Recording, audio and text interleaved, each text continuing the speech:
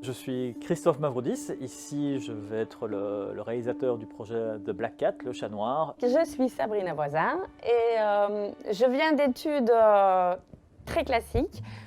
Je suis passée par Saint-Luc-Liège en illustration, qui est ma formation de base.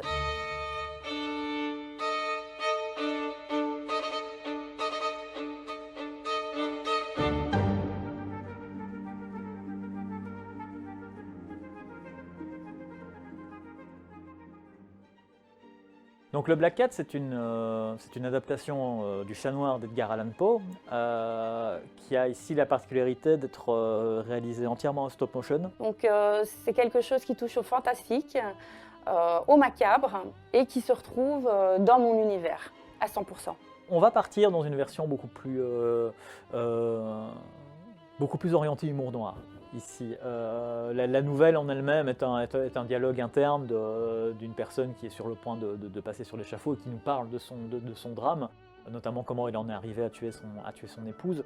Nous ici, il y a tout un univers qui se met en mouvement, ce qui fait qu'on va amener énormément de personnages qui ne sont pas présents dans le texte d'origine.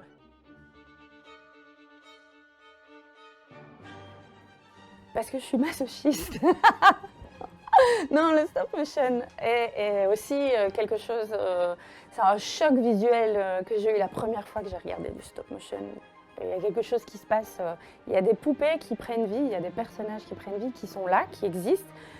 Et ça aussi, c'est le côté magique, il reste tout le temps aussi dans une symbolique qui me suit, qui me colle à la peau. On doit évidemment évaluer comment toutes ces puppets vont interagir ensemble. Donc il y a un travail de préparation qui est très très important. On a constaté déjà d'emblée des défis à surmonter, ne fût-ce que pour la durabilité des puppets. Et puis surtout, on a fixé la barre, je pense, assez haute.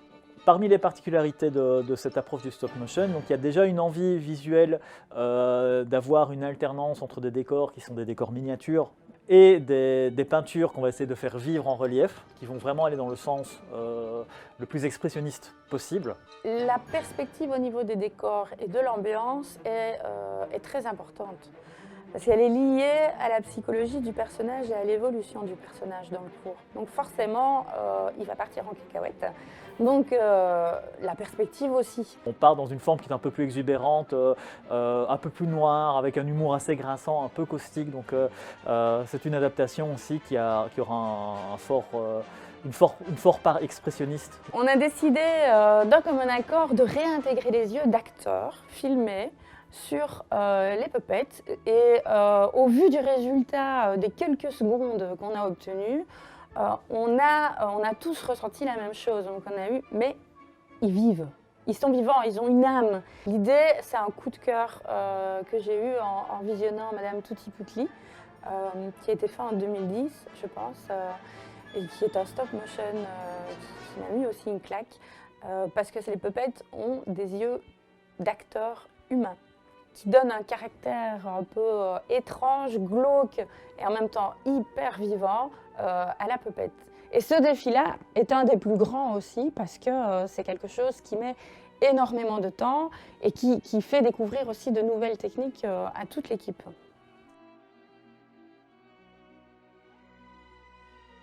Le projet donc, du Black Cat ne comportera pas une seule parole. C'était un défi de l'adaptation écrite, c'était de retirer tous les dialogues. Il n'y aura même pas de voix off. C'est quelque chose moi, qui est important parce que ça se rapproche finalement d'une idée de cinéma que j'ai rarement utilisée, qui est vraiment de se dire pas de parole. Tout passe par l'image, par la musique et par le son. C'est le battement de cœur du stop motion et du court. C'est ce qui va vraiment rythmer tout le court-métrage. Ce sera comme une valse macabre qui va demander effectivement beaucoup de travail, mais qui est vraiment, c'est vraiment l'enjeu. C'est une espèce de film qui sera, j'espère, un peu en mouvement perpétuel.